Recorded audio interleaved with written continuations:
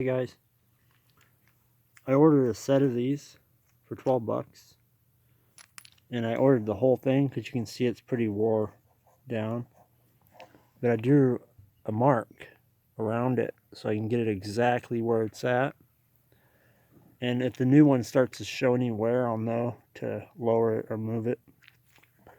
So I'll use all these spacers too. This is a lot better, and that's pretty wore out. You know what I mean?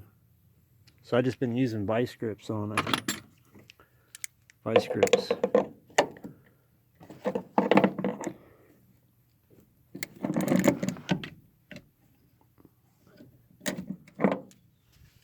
Just a little bit.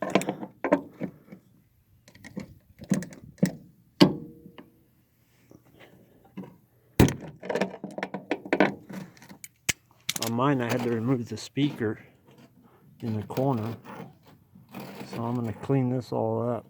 It's dirt before I put it back, you know. This guy moves a little bit, so you have to pretty much take that speaker out to hold it.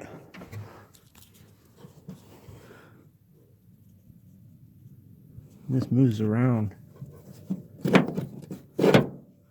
Alright.